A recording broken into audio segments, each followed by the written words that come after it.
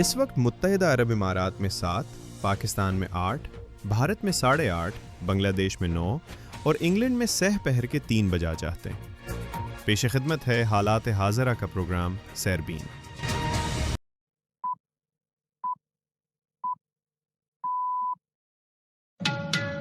22 مارچ کے سیربین سے جاوید چودھری کا سلام۔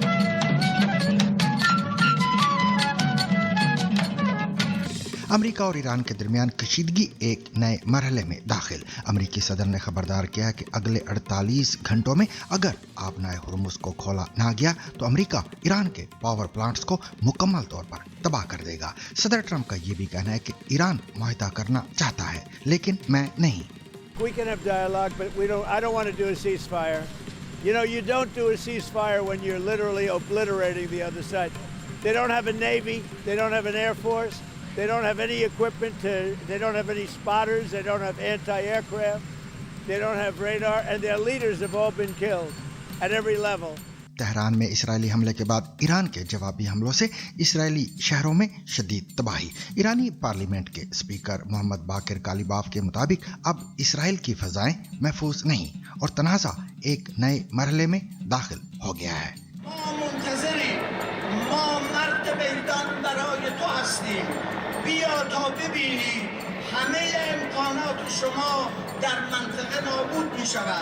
ایرانی پاسداران انقلاب نے بھی دعویٰ کیا ہے کہ ایران کی نئی حکمت عملی امریکہ اور اسرائیل کو حیران کر دے گی۔ With the blessed code Ya Zara, peace be upon her, was carried out successfully by the grace of God against targets in the heart and south of the occupied territories, Tel Aviv. دوسری جانب Diego Garcia پر ایرانی missile داغے جانے کی اطلاعات بھی سامنے آئی ہیں اور سوال یہ ہے کہ کیا ایران کے پاس 3800 کلومیٹر دور تک مار کرنے والا ہتھیار موجود ہے؟ جانیں گے آج کے سیربین میں۔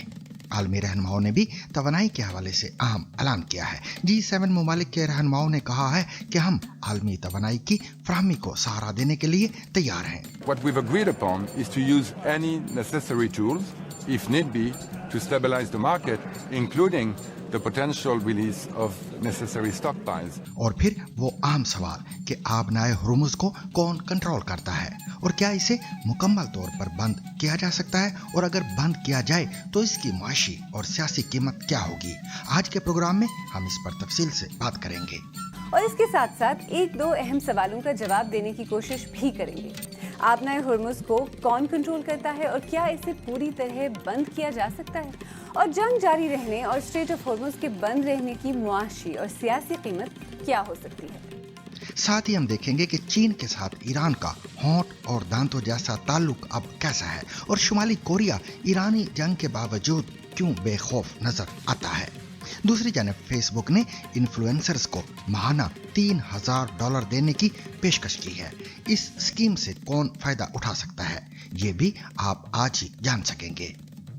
اور آخر میں گلگت بلتستان کے لذیذ پکوان کس طرح راول پنڈی تک پہنچے، یہ دلچسپ قصہ بھی آج کے سیربین میں شامل ہے۔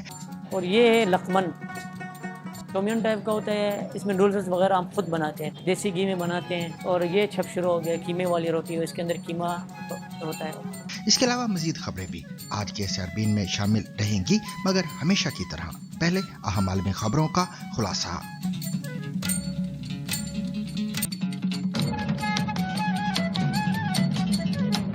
امریکہ کے صدر ڈونلڈ ٹرمپ نے ایران کو آبنائے ہرمز کھولنے کے لیے 48 گھنٹوں کی مہلت دی ہے۔ اپنے social media platform Truth Social پر صدر ٹرمپ نے کہا کہ اگر ایران نے 48 گھنٹوں کے اندر آبنائے ہرمز کو بغیر کسی خطرے کے نہ کھولا تو امریکہ ایران کے مختلف پاور پلانٹس کو تباہ کر دے گا اور اس کا آغاز سب سے بڑے سے ہوگا۔ امریکی صدر نے یہ ڈیڈ لائن ایرانی وقت کے مطابق 22 مارچ کی صبح 3:14 پر دی اور یہ 24 مارچ کو اسی وقت پر ختم ہوگی۔ دوسری جانب ایران کے سرکاری میڈیا کا کہنا ہے کہ اگر ایران کی ایندھن اور توانائی کی تنصیبات کو نقصان پہنچا تو ملک کی فوج خلیجی خطے میں امریکہ سے منسلک توانائی کے بنیادی ڈھانچے کو نشانہ بنائے گی۔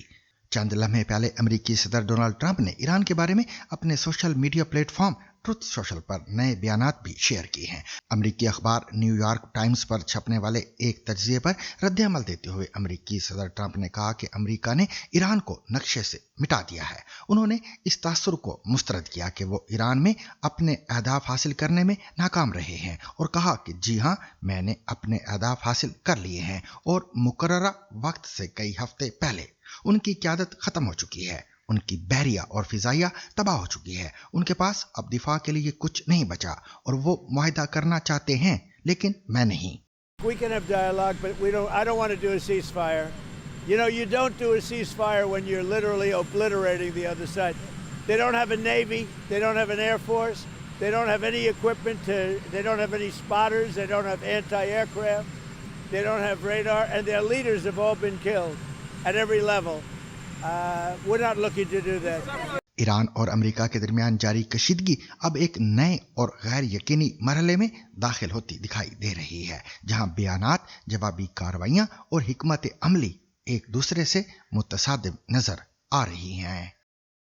तेहरान में इस्राएली हमलों के बाद सामने आने वाली तस्वीर में दारुल हुकूमत की कई इमारतों को शदीद नुकसान पहुंचने और सड़कों पर मलबा बिखरने के मनाजर देखे जा सकते हैं। ये हमले एक ऐसे वक्त में किए गए जब अमेरिका और इस्राएल की मुश्तरका कार्रवाइयां ईरान के मुख्तलिफ अहदाफ को निशाना बना रही हैं, जिससे शहरी इलाकों में भी असरात वाज़ेह होने लगे हैं। दूसरी जानिब इस्राएली हुकाम ने इस बात की तहकीकात शुरू कर दी हैं कि ईरानी मिसाइल किस तरह फिजाई दिफाई निज़ाम को अबूर करते हुए जनूबी शहर दिमोना तक पहुंच गए। इस हमले में कम अज कम 47 अफराद जख्मी हुए हैं। वाज़ेह है कि दिमोना के करीब वाक़ जौहरी तनसीब को इसराइल की हसास तरीन साइट्स में शुमार किया जाता है, जिसके बारे में तवील अरसे से यह ख्याल किया जाता है कि यह मुल्क के गैर ऐलान शुदा जौहरी प्रोग्राम से मुंसलिक है। अगरचे इसराइल इस हवाले से वाज़ेह मौक़िफ़ इख्तियार नहीं करता, ईरान ने इस हमले को अपने जौहरी मरकज़ नतन्स पर होने वाली अमरीकी और इसराइली कार्रवाइयों का रद्द अमल करार दिया है, जिससे जाहिर होता है कि अब दोनों जानिब अहम स्ट्रेटेजिक तनसीबात एक दूसरे के निशाने पर आ चुकी हैं। इसी दौरान जनूबी इसराइल के कस्बे अराद में भी एक ईरानी मिसाइल हमला हुआ, जिसे रोकने में फिजाई दिफाई निज़ाम नाकाम रहा। इसराइली इमरजेंसी सर्विसेज के मुताबिक इस हमले में 88 अफराद जख्मी हुए, जिनमें से 10 की हालत तशवीशनाक बताई जाती है। दिमोना के करीब भी दर्जनों अफराद जख्मी हुए, जिसने सूरत हाल की संगीनी को मजीद बढ़ा दिया है। With varying degrees of severity have arrived at the hospital. A 12-year-old child was severely injured and has now been transferred to the operating room for further treatment. Another injured person in his 20s sustained moderate injuries, and all other casualties with minor injuries or anxiety are currently being treated in Soroka's emergency room. Israeli वज़ीर आज़म Binyamin Netanyahu ने इस सूरत हाल को मुल्क के लिए इंतहाई मुश्किल शाम करार देते हुए कहा कि इसराइल अपने दुश्मनों के खिलाफ हर महाज पर कार्रवाइयां जारी रखने के लिए पुरअज़म है। दूसरी जानिब कतर की वजारत दिफा का कहना है कि उसका एक हेलीकॉप्टर तकनीकी खराबी के बायस कतर की समंदरी हदूद में गिरकर तबाह हो गया है। कतर की वजारत दिफा ने सोशल मीडिया प्लेटफॉर्म एक्स पर बताया कि हुकाम ने हेलीकॉप्टर के अमले और मुसाफिरों की तलाश के लिए रेस्क्यू ऑपरेशन शुरू कर दिया है। हुकाम के मुताबिक जब हेलीकॉप्टर गिरकर तबाह हुआ तो ये मामूल की ड्यूटी सर अंजाम दे रहा था। ये सूरत हाल इस बात की निशानदेही करती है कि तनाज़ा अब महज महदूद फौजी कार्रवाइयों से निकलकर हसास जौहरी तनसीबात और शहरी इलाकों तक फैल चुका है, जिससे न सिर्फ खित्ते बल्कि आलमी सतह पर भी तशवीश में इजाफा हो रहा है।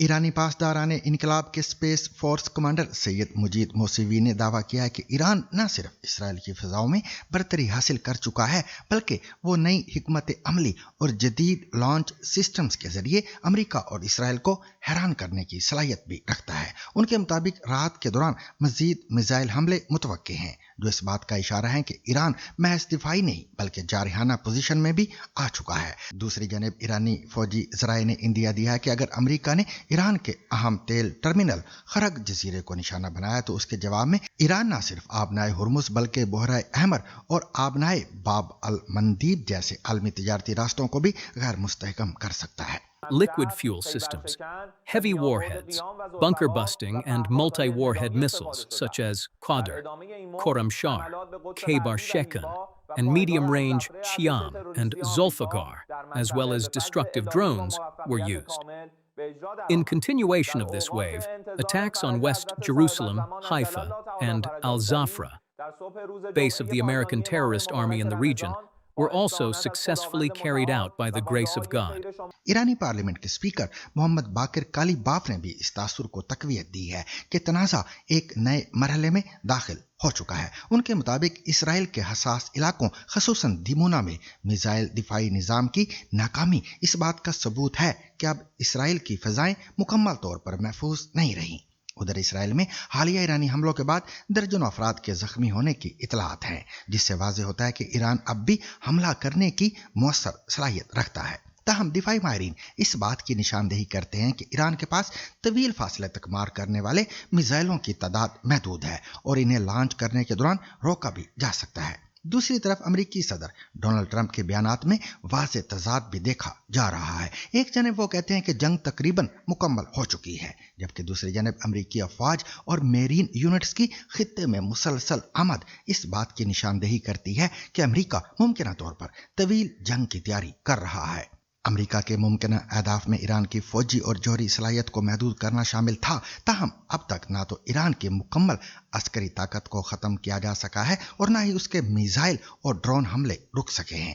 यहाँ तक कि हमलों का दायरा डियागो गार्शिया जैसे दूर दराज अमरीकी और बरतानवी अड्डों तक फैल चुका है।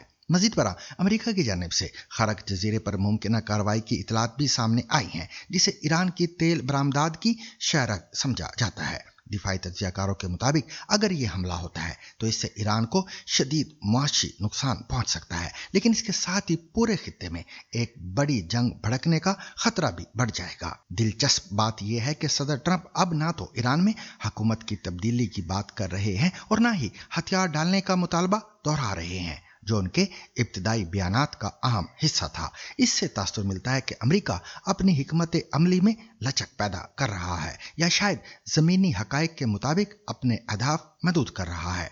उधर अमेरिकी कांग्रेस से 200 अरब डॉलर की हंगामी फंडिंग की तैयारी इस बात की तरफ इशारा करती है कि ये जंग जल्द ख़त्म होने की बजाय मज़ीद तूल पकड़ सकती है। मजमूई तौर पर देखा जाए तो ईरान मुसलसल जवाबी इक़दामात, इलाकाई दबाव और गैर रिवायती हिकमत अमली के जरिए अपनी मौजूदगी बरकरार रखे हुए है, जबकि अमेरिका वाज़ेह और यकसा हिकमत अमली पेश करने में मुश्किलात का शिकार दिखाई देता है। यही तज़ाद इस तनाज़े को मज़ीद पेचीदा और गैर मुतवक्को बना रहा है। ईरान और डियागो गार्शिया के हवाले से हालिया इतलात में वाज़ेह तौर पर यह सवाल उठाया गया है कि क्या ईरान के पास वाकई इतने फासले तक मार करने वाले मिसाइल मौजूद हैं जो बरतानिया और अमेरिका के मुश्तरका फौजी अड्डे तक पहुंच सकें। BBC के मुताबिक ईरान ने अपनी सरजमीन से तकरीबन 3800 किलोमीटर दूर वाक़े डियागो गार्शिया की जानब मिसाइल फायर किए, ताहम ताहाल किसी नुकसान की तस्दीक नहीं हो सकी। अमरीकी और बरतानिया के हुकाम ने भी इस हमले की तस्दीक या तफसीलात फराहम नहीं की और ईरान ने खुद भी न तस्दीक की है और न तरदीद। अस्करी तज्जियाकारों के मुताबिक ईरान के मौजूदा बैलिस्टिक मिसाइल की ज़्यादा से ज़्यादा रेंज तकरीबन 3000 किलोमीटर है, इसलिए 3800 किलोमीटर दूर तक मार करने के दावे को ज़्यादातर मुबालगा या सियासी बयान समझा जा रहा है। ईरान के पास ज़्यादातर कलील और दरमियानी फासले तक मार करने वाले मिसाइल मौजूद हैं, जो हालिया तनाज़े में इसराइल और खलीजी ममालिक पर इस्तेमाल भी किए गए हैं। इसका मतलब ये है कि डियागो गार्शिया तक ईरानी मिसाइल का पहुँचना फ़िलहाल तकनीकी तौर पर मुमकिन नहीं लगता और मौजूदा हमलों का मकसद ज़्यादातर हथियारों का मुजाहरा, तनबी या सियासी पैगाम देना था, ना कि हकीकी नुकसान पहुंचाना। G7 मुमालिक के वज़राए ख़ारजा ने कहा है कि वो आलमी तवानाई की फराहमी को सहारा देने के लिए तैयार हैं। ईरान ने अमरीकी और इसराइली हमलों के जवाब में खलीजी ममालिक तवानाई के इंफ्रास्ट्रक्चर और आबनाए हुर्मुज़ के जरिए शिपिंग को निशाना बनाया, जो तेल की रसद के हवाले से एक अहम आबी गुज़रगाह तस्वुर की जाती है। What we've agreed upon is to use any necessary tools, if need be, to stabilize the market, including the potential release of necessary stockpiles. ये ऐलान बैनुल अक़वामी तवानाई एजेंसी के उस इक़दाम के बाद सामने आया है कि जिसमें उन्होंने जंग की वजह से पैदा होने वाली सूरत हाल और तेल की कमी पर काबू पाने के लिए 400 मिलियन बैरल तेल के ज़खायर जारी करने का फैसला किया था। बयान में Canada, France, Germany, Italy, Japan, बरतानिया और अमेरिका के वज़राए ख़ारिजा और यूरोपीय यूनियन के आला नुमाइंदों ने कहा कि वो ईरानी हुकूमत के तमाम हमलों के फौरी और गैर मशरूत खात्मे का मुतालबा करते हैं। सामीन, 28 फरवरी को अमेरिका और इसराइल की जानिब से ईरान पर बड़े पैमाने पर हमलों के बाद ईरान ने एक बड़ा और गैर मामूली ऐलान किया। आबनाए हुर्मुज से गुजरने वाले जहाज़ों पर पाबंदी। अगरचे ईरान का कहना है कि यह पाबंदी सिर्फ अमेरिका और उसके इत्तहादियों तक महदूद है, लेकिन सवाल यह है कि क्या ऐसी सूरत हाल में इस अहम समुद्री रास्ते को जुज़वी या मुकम्मल तौर पर बंद रखना मुमकिन है? अगर ऐसा होता है तो इसके असरात सिर्फ मशरिक़ वुस्ता तक महदूद नहीं रहेंगे, बल्कि पाकिस्तान समेत पूरी दुनिया की मईशत, तेल की कीमतों और आलमी अमन पर गहरे असरात मुरतब होंगे। मगर सवाल यह है कि क्या ईरान के पास वाकई ये सलाहियत है कि वो आबनाए हुर्मुज को बंद कर सके, और आलमी ताकतें इसका क्या जवाब दे सकती हैं? और सबसे अहम, इस कशमकश का अंजाम क्या हो सकता है? आज सहरबीन में आलिया नाज़की इन्हीं सवालात का जवाब तलाश करने की कोशिश कर रही हैं। ईरान पर अमरीकी और इसराइली हमलों और ईरान की तरफ से जवाबी कार्रवाई में जहां एक तरफ ईरान, इसराइल और खित्ते के दूसरे ममालिक को होने वाले बराह रास्त नुकसानात वाज़े हैं, वहीं दूसरी तरफ हर रोज़ खबरों में स्ट्रेट ऑफ होर्मुज या आबनाए होर्मुज का जिक्र और इसकी वजह से ख़ास तौर पर खलीजी ममालिक को मगर मजमूई तौर पर आलमी सतह पर होने वाले नुकसान की बातें भी सामने आ रही हैं। 28 फरवरी को अमेरिका और इसराइल की तरफ से ईरान पर बड़े पैमाने पर किए जाने वाले हमलों के बाद ईरान ने आबनाए होर्मुज से गुजरने वाले तमाम बहरी जहाज़ों पर पाबंदी का ऐलान किया। ये पाबंदी अब भी मौजूद है। हाँ, ईरान ने अब ये कहा है कि स्ट्रेट ऑफ होर्मुज अमेरिका और उसके इत्तेहादियों के अलावा सबके लिए खुली है। स्ट्रेट ऑफ होर्मुज एक नहायत ही अहम आबी गुजरगाह है जिसमें से दुनिया की ऑयल शिपमेंट्स का 5वां हिस्सा गुजरता है, यानी ये एक क्रिटिकल ट्रांजिट चोक पॉइंट या बॉटलनेक है। ये वाहिद स्ट्रेट आलमी इकोनॉमी पर शदीद, दूर रस और गैर मुतवक्के असरात डालने की सलाहियत रखती है। दूसरी तरफ अमरीकी सदर डोनाल्ड ट्रंप ने अपने यूरोपीय इत्तेहादियों से फ्रस्ट्रेशन का इजहार किया है, जिन्होंने आबनाए होर्मुज को खोलने के लिए अमरीका और इसराइल के साथ मिलकर कार्रवाई करने से इनकार किया है। I think NATO's making a very foolish mistake, and I've long said that, I wonder whether or not NATO would ever be there for us. So this was a great test. Because we don't need them, but they should have been there. इस तनाजुर में आज सहरबीन में आबनाए होर्मुज की strategic अहमियत को समझने की कोशिश करेंगे और इसके साथ साथ एक दो अहम सवालों का जवाब देने की कोशिश भी करेंगे। आबनाए होर्मुज को कौन कंट्रोल करता है और क्या इसे पूरी तरह बंद किया जा सकता है? और जंग जारी रहने और स्ट्रेट ऑफ होर्मुज के बंद रहने की मुआशी और सियासी कीमत क्या हो सकती है?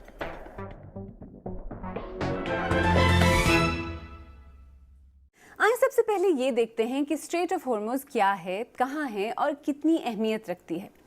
आबनाए होर्मुज पानी की एक पतली पट्टी है जिसे मैरीटाइम शिपिंग के लिए दुनिया की दूसरी बड़ी आबी गुजरगाह कहा जाता है।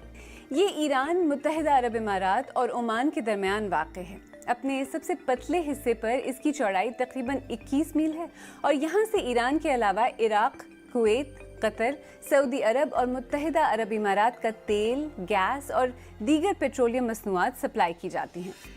आम हालात में रोज़ाना इस गुजरगाह से 40 से 60 के दरमियान टैंकर गुजरते हैं। अमरीकी एनर्जी इंफॉर्मेशन एडमिनिस्ट्रेशन EIA के अंदाज़ों के मुताबिक 2025 में यहाँ से 20 मिलियन बैरल तेल रोज़ाना ले जाया गया, जिसका तखमीना सालाना तौर पर $600 अरब के करीब बनता है। यहीं से लिक्विफाइड गैस LPG भी भेजी जाती है, जो कि पूरी दुनिया की LPG का 5वां हिस्सा है और जिसे कतर सप्लाई करता है। चीन और इंडिया इस रास्ते से गुजरने वाले ईरानी तेल के सबसे बड़े खरीदार हैं। ईरान पर अमरीकी और इसराइली हमलों ने इंडियन ओशन या बुहिरे हिंद को एक मेजर बहरी तसादुम का मैदान जंग बना दिया है। 2 मार्च को ईरान ने ऐलान किया कि अमरीकी और इसराइली हमलों के जवाब में ईरान स्ट्रेट ऑफ होर्मुज को बंद कर रहा है। 4 मार्च को एक अमरीकी आबदोज ने श्रीलंका के साहिल के करीब एक ईरानी बहरी जहाज पर हमला करके उसे गर्क कर दिया। ईरान पर अमरीकी और इसराइली हमलों के बाद से अब तक खलीजी पानियों में कम से कम 18 वेसल्स पर हमला किया गया है। ऑफ कोर्स अमेरिका का दावा है कि उसने ईरान की बहरिया को मुकम्मल तौर पर तबाह कर दिया है, लेकिन इसके बावजूद आबनाए हुर्मुज़ अब भी बंद है।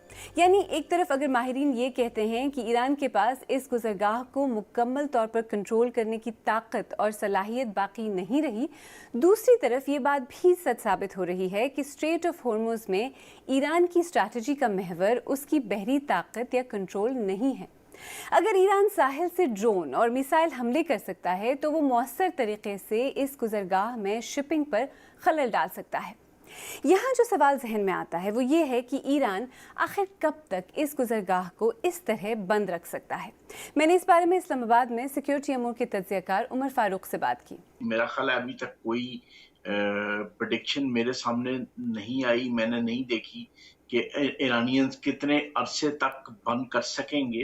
लेकिन एक बात जो है प्रेडिक्शन बार बार आ रही है वो ये है, इंटरनेशनल मिलिट्री एक्सपर्ट ये प्रेडिक्शन कर रहे हैं कि अगर ये 2 से 3 महीने तक बंद रही तो आप किसी किस्म की भी मिलिट्री इंटरवेंशन एक्सपेक्ट कर सकते हैं। वो मिलिट्री इंटरवेंशन अमेरिकन की तरफ से भी हो सकती है, वो मिलिट्री इंटरवेंशन गल्फ कंट्रीज की और ईरान की डायरेक्ट कॉन्फ्रंटेशन भी हो सकती है, बल्कि ऐसी सूरत हाल भी बन सकती है कि यूरोपियन कंट्रीज जो अभी तक प्रेसिडेंट ट्रंप की कॉल पे डिक्लाइन कर रहे हैं, रिजेक्ट कर रहे हैं कि हम बिल्कुल आपकी तरफ से जंग में हिस्सा नहीं लेंगे, लेकिन उनकी इकोनॉमीज इतनी बुरी तरह हिट होने जा रही हैं 1-2 महीने या 3 महीने में कि वो भी इंटरवीन कर सकते। अच्छा, आपको क्या लगता है कि अमेरिका और इसराइल ने ईरान पर जो हमला किया था उससे पहले उन्होंने इस बारे में सोचा होगा कि ईरान हो सकता है स्ट्रेट ऑफ होर्मुज़ को बंद कर दे या जो नेबरिंग कंट्रीज़ हैं उन पर इस तरह के हमले करे? क्या उन्होंने ये सब कुछ कंसिडरेशन में नहीं लिया था? मेरा ख्याल है इजराइल का तो बज़ाहिर ऐसा लगता है कि वो इस तरह की वॉर, मतलब they are not a world power, वो उनकी जिम्मेदारी नहीं है, उन्होंने कभी ये जिम्मेदारी कबूल नहीं की कि वो दुनिया का ऑयल फ्लोज जो है वो बरकरार रखना उनकी जिम्मेदारियों में शामिल है।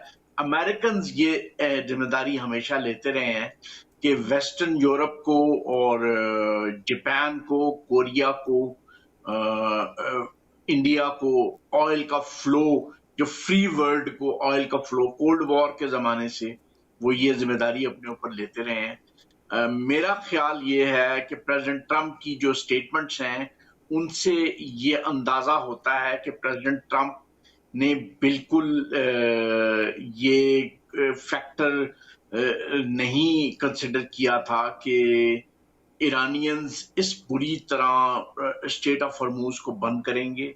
अच्छा, ये जो स्ट्रेट ऑफ होर्मुज़ को बंद किया जाना, इसका ग्लोबल इकोनॉमीज़ पर, तवानाई की जो तिजारत है उस पर किस तरह का इम्पैक्ट पड़ रहा है? क्या मानी रखती है उसके लिए? अगर ये वेस्टर्न यूरोप को 2 महीने या 3 महीने तक ऑयल नहीं मिलता, सप्लाई रुकती है स्ट्रेट ऑफ होर्मुज़ से, तो आप यकीन से ये बात कह सकते हैं कि ना सिर्फ ये कि वेस्टर्न यूरोप की इकोनॉमी जो है वो रिसेशन में चली जाएगी, बल्कि बहुत से लोग ये भी कह रहे हैं कि बहुत हाई इन्फ्लेशन और नेगेटिव ग्रोथ में चली जाएगी। 1991 में होने वाली खलीजी जंग के बाद पहली बार ऐसा हुआ है कि इतने ज़्यादा अरब ममालिक अमेरिका और इसराइल की ईरान पर की जाने वाली जंग से बराह रास्त मुतासिर हुए हैं। इस मरतबा जब ईरान पर जंग मुसल्लत की गई तो उसने इसराइल पर हमले तो किए ही, लेकिन साथ ये भी कहा कि वो खित्ते में मौजूद अमरीकी अड्डों और एसेट्स पर भी हमले करेगा। और फिर मुत्तहिदा अरब इमारात, कुवैत, बहरीन, कतर और सऊदी अरब पर हमले शुरू हो गए जो आज तक जारी हैं। यहाँ तक कि मुत्तहिदा अरब इमारात पर तो 2000 से ज़्यादा बम और ड्रोन हमले हो चुके हैं। इन हमलों की वजह से भी इन ममालिक की तरफ से आबनाए होर्मुज़ के ज़रिए ले जाने वाली तेल और गैस की सप्लाई बुरी तरह मुतासिर हुई है। रोज़ बरोज़ इस जंग की मुआशी कीमत वाज़े होती जा रही है। ब्लूमबर्ग न्यूज़ के अंदाज़ों के मुताबिक अगर आबनाए होर्मुज़ 2 माह के करीब बंद रहती है तो कतर और कुवैत का GDP 14% तक कम हो सकता है। ऐसे ही सऊदी अरब और मुत्तहिदा अरब इमारात की मईशत को मुतबादिल एक्सपोर्ट रूट्स के बावजूद 3 سے 5% गिरावट का सामना है। जैसा कि हम पहले कह चुके हैं, स्ट्रेट ऑफ हॉर्मुज़ खलीजी ममालिक के एनर्जी एक्सपोर्ट्स के लिए नहायत ही अहम रूट है। ईरान पर अमरीकी और इसराइली हमलों और फिर ईरान की तरफ से इस गुजरगाह को बंद करने के बाद तेल की कीमतों में तेज़ी से इजाफा हुआ है। ब्रेंट क्रूड, जो कि आलमी सतह पर तेल की तिजारत के लिए इस्तेमाल किया जाने वाला बैनुल-अक़वामी बेंचमार्क है, कुछ दिन पहले $106 फी बैरल तक चला गया। ये जंग के आगाज से पहले $65 फी बैरल था और इसके असरात ऑलरेडी दुनिया भर में नजर आना शुरू हो गए हैं। पाकिस्तान समेत कुछ ममालिक ने तालीमी इदारे बंद किए हैं, छुट्टियों और ऑनलाइन क्लासेस का ऐलान किया है, वर्किंग वीक को छोटा कर दिया है और कुछ तवानाई की राशनिंग कर रहे हैं। यूरोप में गैस की कीमतें आसमान को छू रही हैं। जैसा कि हमने पहले कहा, अमेरिका, इसराइल और उनके इत्तेहादियों के लिए तो ये गुजरगाह बंद है, लेकिन ईरान ने कुछ ममालिक के जहाज़ों को गुजरने की इजाज़त दी है और कुछ बज़ाहिर इस बारे में ईरान के साथ मुज़ाकरात कर रहे हैं। तो इस वक्त आबनाए हुर्मुज़ में कितने जहाज़ फंसे हुए हैं और क्या स्ट्रेट ऑफ हुर्मुज़ के कोई मुतबादिल रूट्स हैं? मैंने इस बारे में लाहौर में एनर्जी एक्सपर्ट उसामा रिजवी से बात की। देखिए, इसको समझने की ज़रूरत है कि स्ट्रेट ऑफ हॉर्मुज़ कोई एक इस तरह की राहदारी नहीं कि जिसके कोई दरवाजे हम बंद कर सकें। इट्स सी पैच, तो उसके अंदर तो कोई जहाज़ नहीं फंसे हुए, बट उसके अराउंड वेस्ट ईस्ट हम क्या कह सकते हैं कि 3200 के करीब जहाज़ इस वक्त वहाँ स्ट्रैंडेड हैं। और वो कुछ उनमें से कुछ जो जहाज़ है, जैसे अभी रिसेंटली पाकिस्तान का भी एक टैंकर था, वो एक्स्ट्रा पे करके या कुछ डिप्लोमेटिक अंडरस्टैंडिंग के साथ मूव कर भी रहे हैं, बट ट्रैफिक इस वक्त 95% डाउन है कंपेयर टू बिफोर 28 फेब। दूसरा क्वेश्चन ये कि क्या इसके ऑल्टरनेटिव्स हैं कि नहीं? बिल्कुल हैं। एक है east west pipeline Saudi Arabia की, जो कि ऑयल लेके जाती है all the way to the port of Yanbu, और इस वक्त अभी जिस वक्त हम बात कर रहे हैं, बड़ा चल रहा है कि क्या उस पोर्ट पे लोडिंग्स हो रही हैं या नहीं हो रही, क्योंकि ड्रोन थ्रेट्स की वजह से और रीसेंट जो रास लफन के ऊपर स्ट्राइक्स हुई हैं उसकी वजह से काफ़ी जगहों पे फोर्स मेजोर भी डिक्लेयर हुआ है। दूसरा एक रूट है एडनॉक की, अबू धाबी की कंपनी की अपनी एक पाइपलाइन भी है, बट वो दोनों अगर हम मिला भी लें तो जो वॉल्यूम्स बनती हैं वो बिल्कुल भी स्ट्रेट ऑफ हॉर्मुज़ से गुजरने वाली वॉल्यूम्स, जो कि 20 मिलियन बैरल्स पर डे है, उसको पूरा नहीं करती है। कहीं ना कहीं 10 से 12 million barrels per day amount बनती है अगर ऑल्टरनेटिव्स को यूज़ किया जाए भी। तो हमें थोड़ा सा एक सेंस दें कि ये जो स्ट्रेट ऑफ हॉर्मुज़ है, ये कितना मसरूफ़ सप्लाई रूट है और जो ग्लोबल इकोनॉमीज़ हैं, आलमी मईशत है, उसका कितना हिस्सा इस पर मुनहसर है? अगर हम एक मोहतात अंदाज़ा भी लगाएं, कंजर्वेटिव एस्टिमेट लगाएं, तो कोई 144-150 शिप्स डेली यहाँ से गुजरती हैं, जो कि माहाना थोड़ा रिड्यूस करके 3500 बनती हैं। सालाना 40 से 45 हज़ार तक यहाँ से जो शिप्स हैं उनका गुजर होता है। एक और चीज़ जिसके ऊपर लोग ज़्यादा ध्यान नहीं देते और देना चाहिए, वो ग्लोबल फर्टिलाइजर्स का गुजर है। 1/3 of the global fertilisers passes through this strait. तो लिहाजा अगर आप इसका अंदाज़ा लगाना चाहेंगे कि इसके इकोनॉमिक इम्पैक्ट्स क्या हैं, कौन कौन से ममालिक होंगे, तो उसका एक सिंपल आंसर ये बनेगा कि पूरी दुनिया इससे इम्पैक्ट करेगी। अगर आप हमें थोड़ी वजाहत से बता दें कि वो कौन से ममालिक हैं जो स्ट्रेट ऑफ हॉर्मुज़ के ज़रिए ज़्यादातर तेल और गैस इम्पोर्ट करते हैं? देखें, इसमें सबसे जो बड़ी वॉल्यूम्स जाती हैं वो चाइना की है, जापान की है, साउथ कोरिया की है। चाइना इस पूरी जंग से बहुत ज़्यादा इफेक्ट होता अगर उसने 1.5 अरब बैरल्स के इन्वेंट्रीज बिल्ड ना की होती। 35 से 40% जो चाइना की एनर्जी है वो इधर से आती है। सिमिलरली एलएनजी के लिए पाकिस्तान जैसा मुल्क जिसके 90% एलएनजी सिर्फ कतर से आती है और जिसका आउटलेट ये है, बहुत ज़्यादा इसके ऊपर इम्पैक्ट करता है। इंडिया की 45 से 50% एलएनजी इधर से आती है। बांग्लादेश की 80 to 90% सिमिलरली इस स्ट्रेट के ऊपर, इस राहदारी के ऊपर डिपेंडेंस है। और मैं आपसे ये भी पूछना चाह रही थी कि ये जो इस वक्त अब सूरत हाल है, ईरान पर हमला हुआ और जो स्ट्रेट ऑफ हॉर्मुज़ की बंदिश है, उसके बाद खुराक के बहरान की भी बातें हो रही हैं, वो भी इसी के साथ लिंक्ड? जी, जैसे हमने अभी बात की कि फर्टिलाइजर्स का 1/3 हिस्सा इधर से गुजरता है। मिडल ईस्ट से ही मिडल ईस्ट में इस वक्त ऑलरेडी कोई 40 से 45% यूरिया की प्राइसेस बढ़ चुकी हैं। पूरी दुनिया में भी हम देखें तो 27 से 30% इंक्रीज आ चुका है। पाकिस्तान जैसे ममालिक और इसके अलावा भी काफ़ी साउथ एशियन कंट्रीज जो कि उन टॉप 10 मोस्ट वल्नरेबल कंट्रीज में आते हैं, अगर ग्लोबली प्राइसेस बढ़ती हैं तो इनसे ज़्यादा बहुत बुरा इम्पैक्ट आ सकता है। इवन मंडी से जो सब्जियां आएंगी, जो अशिया आएंगी खाने पीने की, और जब वो मार्केट पहुंचेंगी वो किसी ट्रक पे आएंगी, किसी गाड़ी पे आएंगी, वो भी ज़्यादा कॉस्ट ऐड होगी। लिहाजा इसका जो इम्पैक्ट है, एक तो फर्टिलाइजर की प्राइस बढ़ने पे, यूरिया की प्राइस बढ़ने पे आएगा डायरेक्टली। दूसरा इनडायरेक्ट फ्यूल की प्राइस बढ़ने से, पेट्रोल प्राइस बढ़ने से भी आएगा। देखिए, ट्रंप ने इसराइल के साथ मिलकर ईरान के खिलाफ एक ऐसी जंग का आगाज किया है जिसका कई सियासी और सिक्योरिटी माहिरीन, खुद अमरीकी महकमे दिफा के मुताबिक कोई जवाब नहीं था। خبر رساں ادارے رائٹرز کے مطابق امریکی محکمہ دفاع یا پینٹاگون کے اہلکاروں نے امریکی کانگریس کو دی گئی کلوز ڈور بریفنگ میں کہا کہ امریکہ کے پاس ایسی کوئی اطلاعات یا انٹیلیجنس نہیں تھیں کہ ایران امریکہ پر حملہ کرنے والا ہے.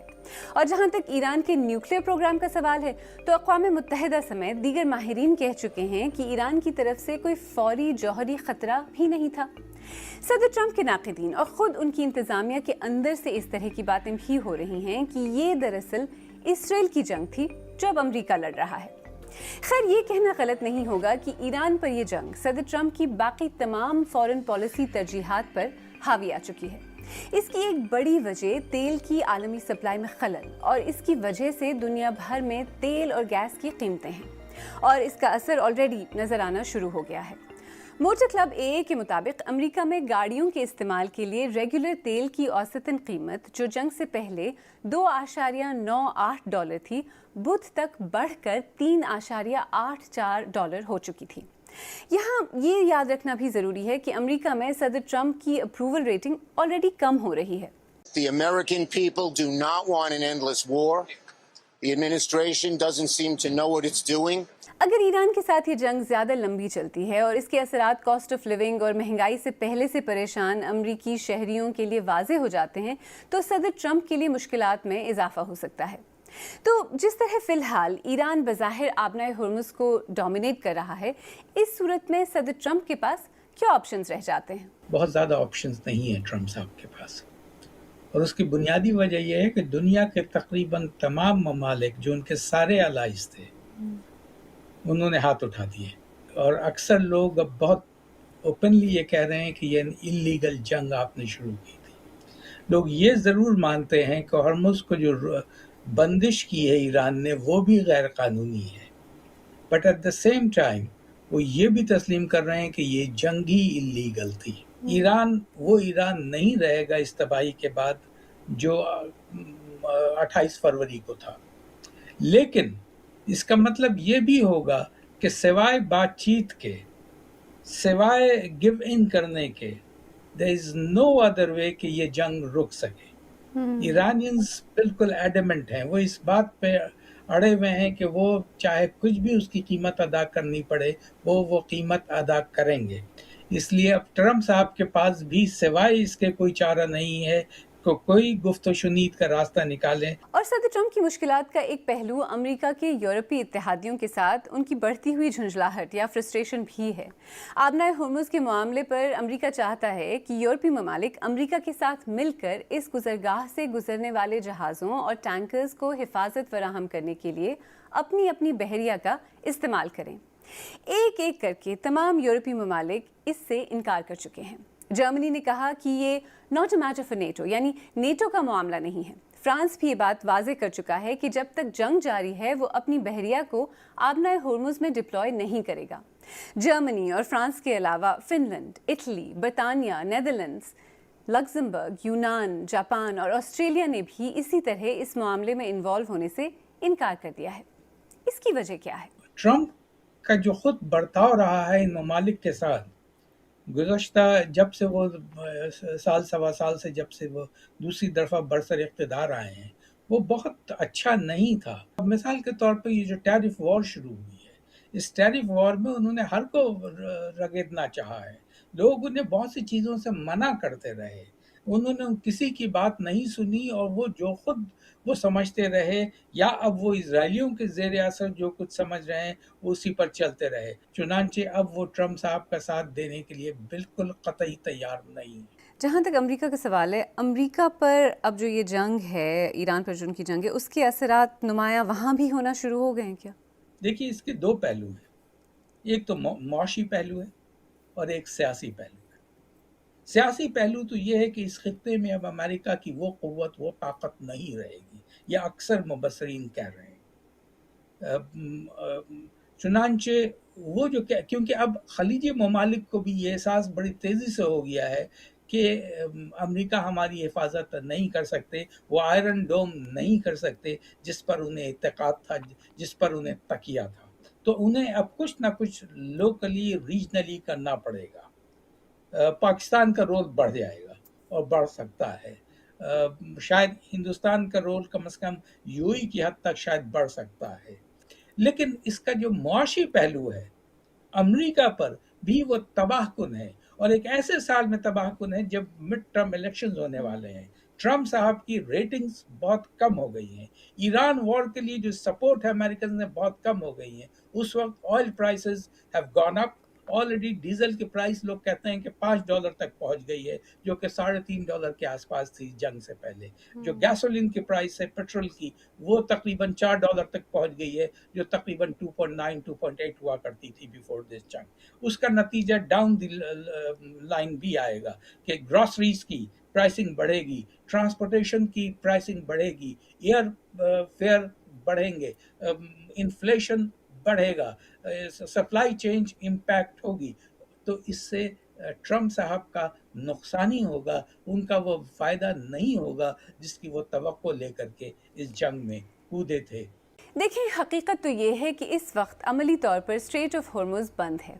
वहाँ से गुजरने वाले जहाज़ों और टैंकर्स को ईरान की तरफ से मिसाइल और ड्रोन हमलों का ख़तरा है, और साथ साथ एक मसला ये भी है कि इनको या तो इंश्योरेंस मिल नहीं रही या फिर वो बहुत महंगी हो गई है।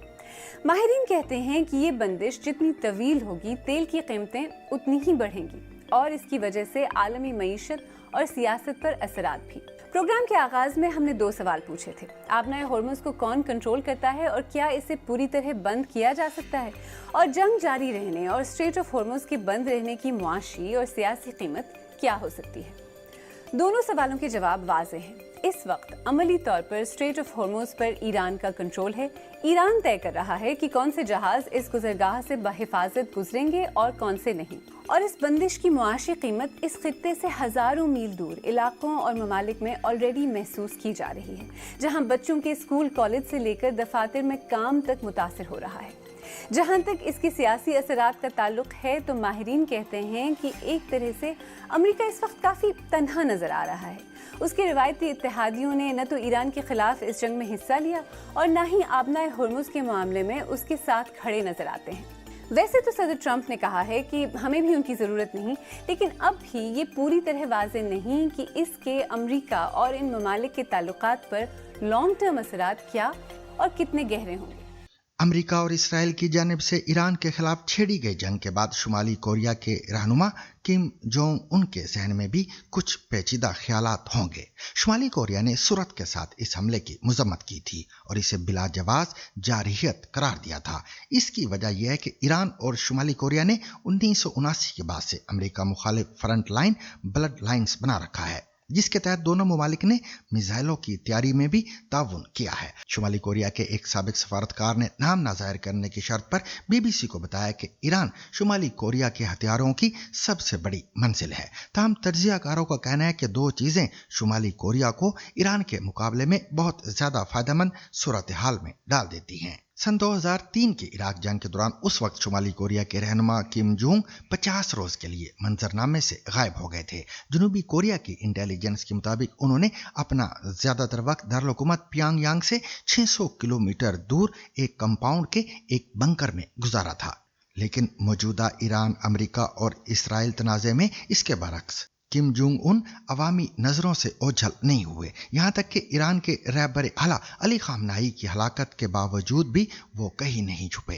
जनूबी कोरिया के नेशनल इंटेलिजेंस सर्विस के मुताबिक डायरेक्टर जांग योंग सिवा का कहना है कि इस तरह का मुख्तलिफ रद्द-ए-अमल एक तरह से शुमाली कोरिया के अपने ताकत पर बढ़ते हुए एतमाद की अक्कासी करता है। शुमाली कोरिया एक मुकम्मल डिफेक्टो जौहरी ताकत है, जिसके पास तकरीबन 50 जौहरी वॉर हेड्स और मजीद 40 बनाने की सलाहियत मौजूद है। इसके अलावा किम जोंग उन के मुल्क की जुग्राफियाई पोजीशन और चीन से मुत्तसिल सरहद उसे अमेरिका और उसके इत्तेहादियों के लिए एक जौहरी यरगमाल बनाती है।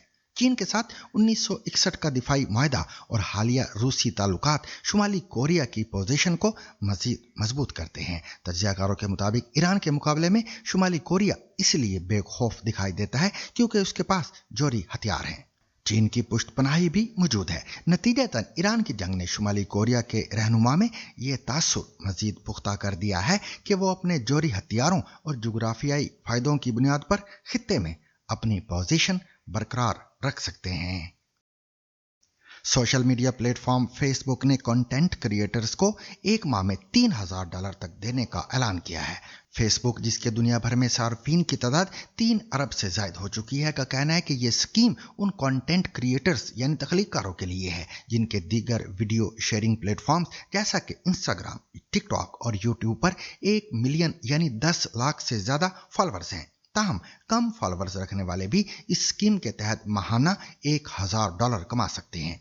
फेसबुक की पेरेंट कंपनी मेटा का कहना है कि उन्होंने सन 2026 में मुख्तलिफ मोनेटाइजेशन प्रोग्राम्स के जरिए तख्लीककारों को तकरीबन $3 अरब अदा किए हैं। कंटेंट क्रिएटर ग्रुप साइडमैन के मैनेजर जॉर्डन बर्गर कहते हैं कि एक कंटेंट क्रिएटर के तौर पर आप हमेशा अपने नाजरीन की पसंद का ख्याल रखते हैं और उनके पीछे चलते हैं, इसलिए फेसबुक की जानिब से माहाना $3,000 की पेशकश से मसला हल नहीं होगा। मुझे फेसबुक और मेटा दोनों पसंद है, लेकिन उनकी जानिब से उठाया गया ये इकदाम सार्फिन की तादाद बढ़ाने की एक मायूस कुन कोशिश महसूस होता है। मेटा की जानिब से जारी करदा बयान के मुताबिक उनका क्रिएटर फास्ट ट्रैक प्रोग्राम उन कंटेंट क्रिएटर्स के लिए है जिन्होंने फेसबुक को अभी ज्वाइन किया है या वो इस प्लेटफॉर्म पर दोबारा फाल होने की कोशिश कर रहे हैं। ये प्रोग्राम फिलहाल अमेरिका और कनाडा में दस्तयाब है और इसके तहत कंटेंट क्रिएटर को ज्यादा से ज्यादा 3 माह तक अदायगी की जाएगी। इस प्रोग्राम का हिस्सा बनने वाले कंटेंट क्रिएटर्स को साबित करना होगा कि उनके टिकटॉक, यूट्यूब या इंस्टाग्राम पर 10 लाख से ज्यादा फॉलोअर्स हैं और कामयाब उम्मीदवारों को हर माह फेसबुक पर 15 रील्स या मुख्तसर दुरानिये की वीडियोस पोस्ट करना होंगी। दीगर प्लेटफॉर्म्स पर 1 मिलियन से कम फॉलोअर्स रखने वाले कंटेंट क्रिएटर्स को इसी स्कीम के तहत माहाना $1,000 तक मिल सकते हैं। पाकिस्तान के ज़ेरे इंतज़ाम इलाके गिलगित बल्तिस्तान के रिवायती खानों की खुशबू पहाड़ों से सफ़र करती हुई खित्ताए पोठोहार तक पहुंच गई है। गिलगित बल्तिस्तान से ताल्लुक़ रखने वाले अरब खान अपने इलाके के मज़ेदार खाने रावलपिंडी समेत पूरे पाकिस्तान में मुतारिफ कराने के ख्वाहिशमंद हैं। इस ईद पर उनके मेन्यू में क्या क्या शामिल है, जानते हैं नैयर अब्बास की इस रिपोर्ट में। ये जो डिशें हैं ये हमारा कल्चरल डिश है, इसको हम हरिसा बोलते हैं। और ये है लकमन, टोमियन टाइप का होता है। इसमें नूडल्स वगैरह हम खुद बनाते हैं, देसी घी में बनाते हैं। और ये छपशरो हो गया, कीमे वाली रोटी है, इसके अंदर कीमा होता है। और ये एप्रिकॉट केक है हमारा स्पेशल स्वीट में, हमारा एप्रिकॉट केक। मेरा नाम अरब खान है। ये तकरीबन 10 साल से मैं ये रेस्टोरेंट चला रहा हूँ। मेरा मकसद अपने लोगों के दरमियान खुशियाँ बांटना और लोगों के लिए अपने गिलगित की माउंटेन फूड, जो देसी हमारे कल्चर के फूड है, वो रिप्रेजेंट करना है। यहाँ पे अपने लोगों की अक्सरियत ज़्यादा है, तो इसीलिए यहाँ पे अपने लोगों के लिए सारे अपने गिलगित के जितने भी देसी लोकल फूड है जो वो मिस करते हैं, वो सब उनके लिए यहाँ पे मुहैया करना है। यहाँ के लोग भी अभी शुरू में जब आया था तो कम था, तो अभी माशाल्लाह तकरीबन 60% लोग, ज़्यादातर कस्टमर हमारे यहाँ के लोग हैं, आते हैं और बहुत पसंद करते हैं माशाल्लाह। ये जो है ये हमारा अर्ज़ोक है और ये हमारी मकई की फिटी है। ये हमारी ब्रेड है, हम माउंटेन ब्रेड भी कहते हैं। और ये हम इसको गेलिंग बोलते हैं। तो गिलगित में जितने ज़माने बोलते हैं उसमें फिर अलग अलग नाम है। इसको हम गेलिंग कहते हैं, देसी घी लगा के ऊपर एप्रिकॉट या वालनट ऑयल लगा के फिर इसको हमने खाते हैं। तो ये हो गया छमुस, ये एप्रिकॉट जूस है, खुश्क खुबानी का जूस बनाते हैं। ईद पे ये सारी जितनी डिशें ना हम सारी के सारी चीज़ें बनाते हैं। गांव में तो हम खाना शाना बना के रिश्तेदारों को, हमसायों को बुलाते हैं।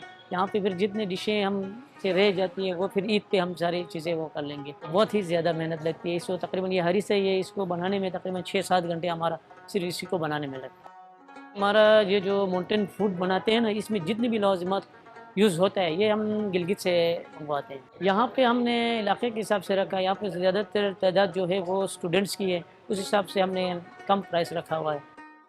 हम बेसिकली चतराल के पहाड़ी इलाके के लोग हैं और यहाँ पिंडी में इस तरह के जो हमें आइटम्स मिलते हैं खाने को, तो ये हमारे लिए एक लक की बात है। हम अपने आप को इधर आके मतलब ये खा के हमें इस तरह महसूस हो रहा है जिस तरह हम अपने इलाके में हैं। गिलगित बल्तिस्तान के तकरीबन इलाकों से हर एक रिवायती खाना यहाँ पे बन रहा है। ईद पर हर एक की यानी कि एक्सेसिबिलिटी नहीं होती कि वो घर चला जाए, तो it's just like a home. हमारे लिए ये घर की तरह है।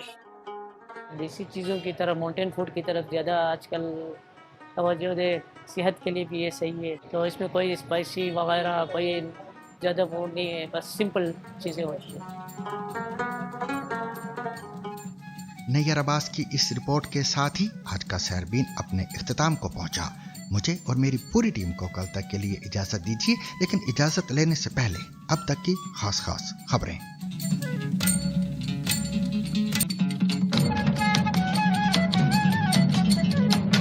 ایران کی پارلیمنٹ کے رکن علاؤالدین بروجردی نے آج سرکاری ٹی وی پر دعویٰ کیا کہ آبنائے ہرمز سے گزرنے والے کچھ بحری جہازوں سے ایران کی جانب سے $20 لاکھ فیس وصول کی جا رہی ہے. انہوں نے کہا ہے کہ آبنائے میں ایک نئی انتظامیہ مسلط کی جا رہی ہے اور جنگ کی کچھ قیمت ہوتی ہے. ایرانی رکن پارلیمنٹ کا کہنا ہے کہ یہ ایران کے اختیار اور حق کو ظاہر کرتا ہے. BBC ایرانی رکن پارلیمنٹ کے آبنائے ہرمز میں جہازوں سے ٹول وصول کرنے کے دعوے کی آزادانہ طور پر تصدیق نہیں کر سکا ہے.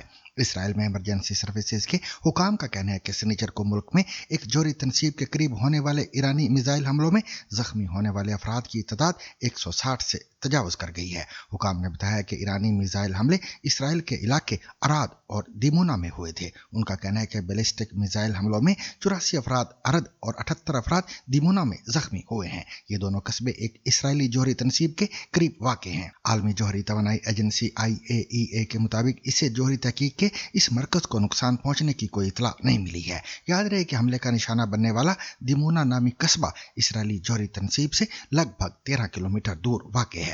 قطر کی وزارت دفاع کا کہنا ہے کہ ملک میں ایک ہیلی کاپٹر کے گر کر تباہ ہونے سے 6 افراد ہلاک ہو گئے ہیں. اس سے قبل قطر نے کہا تھا کہ اس کا ایک ہیلی کاپٹر تکنیکی خرابی کے باعث قطر کی سمندری حدود میں گر کر تباہ ہو گیا ہے. وزارت دفاع کا اب اپنے تازہ بیان میں کہنا ہے کہ ہیلی کاپٹر حادثے میں ہلاک ہونے والے افراد میں 2 ترک شہری اور ایک ترک فوجی اہلکار شامل ہے. سعودی عرب کی وزارت خارجہ نے ایرانی سفارت خانے کے ملٹری اتاشی, ان کے معاون اور سفارتی عملے کے 3 دیگر اراکین کو ناپسندیدہ شخصیات قرار دیتے ہوئے انہیں اگلے 24 گھنٹے میں سعودی عرب چھوڑنے کے احکامات جاری کیے ہیں. سعودی وزارت خارجہ کی جانب سے جاری ہونے والے بیان میں وزارت نے ان حالیہ اور مسلسل ایرانی حملوں کی شدید مذمت کی ہے جن میں سعودی عرب اور دیگر خلیجی ممالک کو نشانہ بنایا جا رہا ہے.